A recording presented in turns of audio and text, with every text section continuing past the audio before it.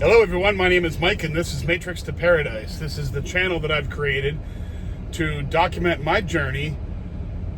Hold on, I'm just putting my stuff on sleeper. Anyway, to document my journey from the Matrix, which for me is a truck driving job, to my personal paradise, which is going to be exploring overseas and documenting it on YouTube. Pretty much, that's what I want to do. So,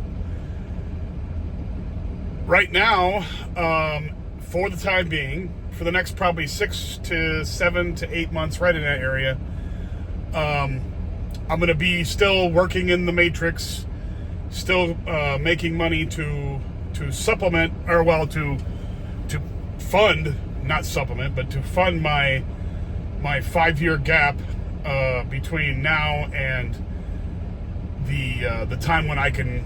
I'm just watching somebody out the window here trying to pull in next to me to fund my life overseas until the time that I can draw Social Security, and I'm going to draw it at 62. I'm not waiting around for 65 or 70, whatever. You don't know how many years you have left, and I'll find some other way to make money online and do other things. But I want to get that guaranteed money to get the most. So. Anyhow, the last time I talked to you guys, I believe I was in, where was I at? Was I in Oakwood? I think I was in Oakwood, Illinois. No, maybe not. Hold on. Yeah, I'm in so many different states that I can't even keep track anymore. Oh no, I was in Oklahoma. I was in Stroud, Oklahoma. I stopped there for after I got picked up the load in Indiana. Anyway, I was in Stroud, Oklahoma. Well, I went down and I dropped off the load that I had, got live unloaded today in Lubbock, Texas.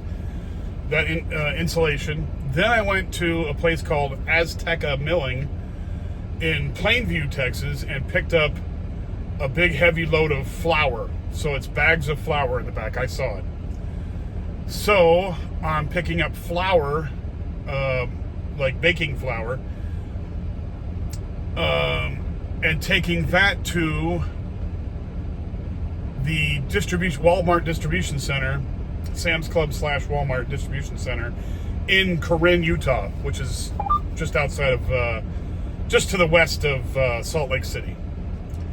So I picked up, I dropped off, I got live unloaded, then I went from Lubbock to Plainview, which is only about a 40 or 50 mile drive.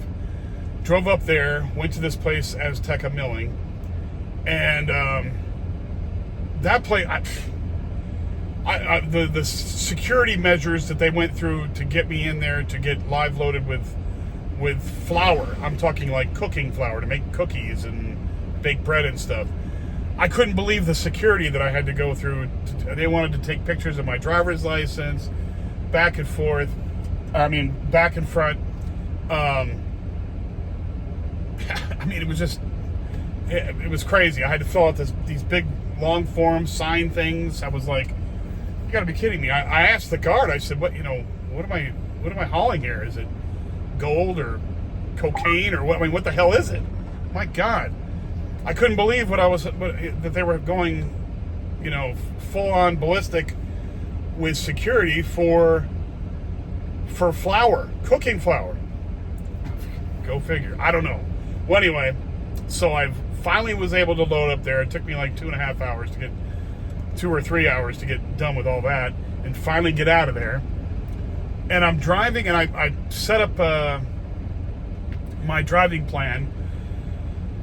And the shortest way to get to Corinne, Utah is to cut across Texas, go through Clovis, New Mexico, go up to Interstate 40, go down to Gallup, New Mexico, go up into a little tiny piece of Colorado on the southwest corner, and then into Utah, and then up a Route 6 in Utah, State Road 6 in Utah.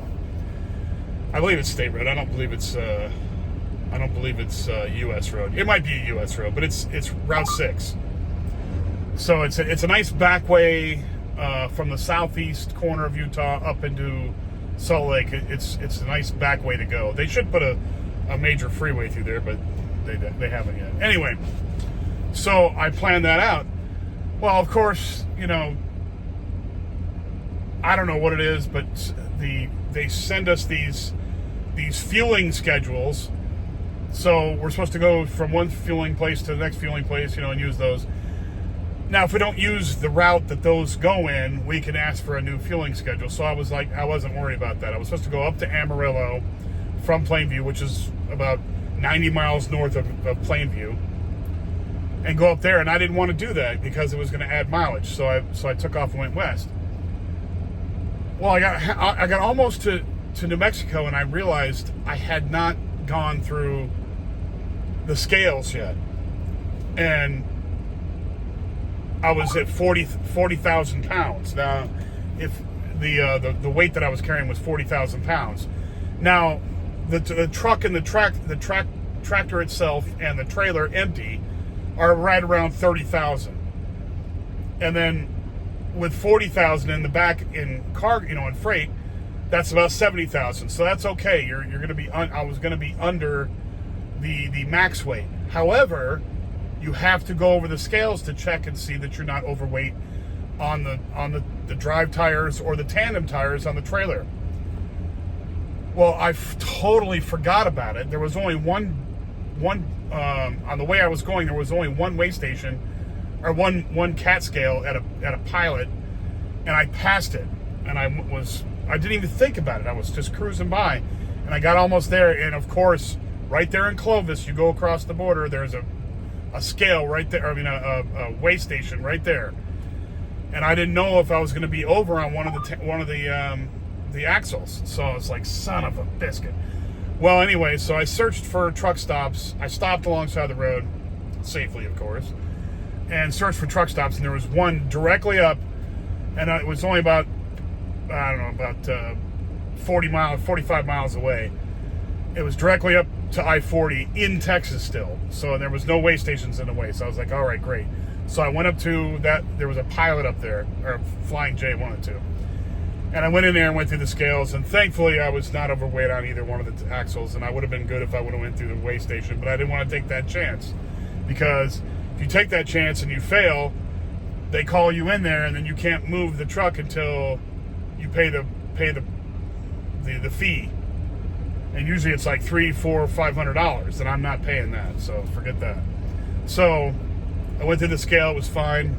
So I start coming down to Interstate 40, right up there in the panhandle of Texas, getting towards the New Mexico line, and there's this huge major backup, like cars are lined up on the freeway, trucks miles, and I'm like, son of a biscuit. All this has to happen today when I want to get to a truck stop and, you know, do a video. So luckily it didn't last as long as it was saying on the GPS. So thankfully I got through there in about half an hour, 45 minutes. Got through there. Then there was a weigh station down the way in New Mexico as soon as we went over the New Mexico line. So I knew I had to go through there. Went through there, and it was slow as crap. There was tons of people, and it was backed up all the way down the damn freeway. So it took me like 15, 20 minutes to get through there. Finally, I just got here to Tucumcari, and I'm parked at the Loves in Tucumcari. And it's getting dark outside. I'll show you. It is getting way dark outside. The sunset is going down. There's a Love sign right there. There's a Flying J across the way over there. Fairfield Inn. Anyway, this is Tucumcari, New Mexico. So I stopped here for the night and just wanted to make a video. I felt good today because I shaved my damn head. It was getting out of hand. Shaved the beard that was growing because I can't stand all the beard and mustache and hair all over the place. It's annoying. It's very annoying. So got that all shaved off while I was getting loaded today because it took like 2 hours. So I was like, hell, I'll just grab my clippers and go out and shave my head. Because you don't even have to look in the mirror. You just got to feel to make sure you got all the hair. So, you know, just shave it all off. I don't even care. I can grow it later. And I don't have any bald spots. Like, my hair's not receding or nothing. I've got all my hair. It just, I don't want to deal with it. I don't want to wake up with bedhead every day, you know? And I'm in a truck. I don't have a shower every single day. It's just not possible. And so, you know, you wake up with bedhead. You just feel more clean when you do this. And even though it's wintertime, and I still got a hat, so if my head gets cold, I'll put on a hat. But most of the time, I'm in a climate-controlled truck, cruising down the road, and the only time I ever get out is to either unhook or hook up a trailer, or go into a truck stop, and then it's from a heated vehicle into a heated building, you know. So it's not that big of a deal. So I wear shorts the whole time, even in the dead of wintertime. I wear shorts. Now, if I was ever to get into an accident, knock on wood. If I was ever to get into an accident, then I might have problems with that because I'd be in shorts and I might be out in the middle of nowhere. Anyway, but I was going to say this too. So the route planning they wanted me to do was taking me up through Colorado and across Interstate 80 over into Salt Lake that way. And I was like, no, because I had just gotten done checking my weather app. And the next day, tomorrow, there's a storm coming through there. There's going to be snowfall in there. I'm like, I'm not going through there. That's crazy. The way I'm taking is actually, it's like a little bit longer. Not even, it's like 20 miles longer. But there will be no snow, as far as I can see. So I'm taking the no snow route. And you're allowed to change the route and get new fuel places, but it just makes it more complicated. It's more of a pain in the neck. So like tomorrow, I got to remember to text in and try and get a new fuel solution, because I'm running low. I'm down to like an eighth of a tank, which will be fine for tonight. But I've got to get fuel tomorrow morning. I can't forget that and go down the road and get stuck out in the middle of somewhere, you know, on fumes. I don't want to do that. That's the only time it's a pain in the neck when they have guaranteed fuel stops, but you're taking a different route. So now with this new route, they'll schedule a new route for me. So it's all good. But anyway, that's what's going on with my life right now. I'm taking off on this trip here. Let me tell you how many miles this is. This is going to be almost 1,100 miles. 1,087 miles. So 1,087 miles, that's a nice little run. It's not too bad. Almost 1,100 miles. And then the next one I have is taking me from Salt Lake area. I think it's Ogden, which is right in the Salt Lake area, and taking me all the way to a suburb of Dallas, Texas. So that's another nice, 1,100 mile, 1,200 mile run. Let me tell you how much that is. That one is going to be, nope, not that one.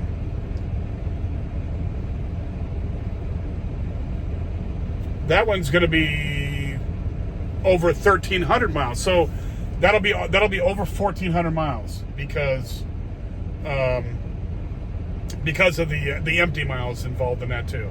So that'll be over 1,400 miles right there. So I can't tell you how happy I am with the woman that's in charge of my route or my freight distribution here. She's just wonderful. She does a great job. And the funny part about it is I don't know if I've mentioned this in another video, but I've talked to other drivers who had her, other Crete drivers who have had her as their asset manager, the person that does this, and they had all the praises in the world too for her. So I know she's not just doing it for me; she does it for everybody, that's an outstanding person. That's wonderful doing their job. One person can affect so many people's lives, and she understands. She might have had a father or a husband or somebody or brother who's into trucking or who has been a trucker, and understands. She understands when you're trying to make an extra couple hundred miles, or you're trying to make those extra miles for the end of the week. She understands that, and she gets that done. I'm just like, wow. God has blessed me with her. I'm telling you. So thank you, God. Thank you, because I mean everything go. I'm like waiting for the meteor to hit me or a 747 to land on me or something, because things are going way too good. I mean, you're waiting to get hit by lightning or something. Things are going way too good. There's got to be some backlash in the universe somewhere for that. But apparently there's not right now. So thank God. So anyway, I'm very happy with the way things are going. It is, I did my taxes. I'm not sure when I'm going to get them back, but my taxes are going to be, I'm going to get back about $1,200 from that, which that's another bonus check right there, which I can't complain. It's going to be a booster for me right there. Everything is on track. It is just rocking and rolling.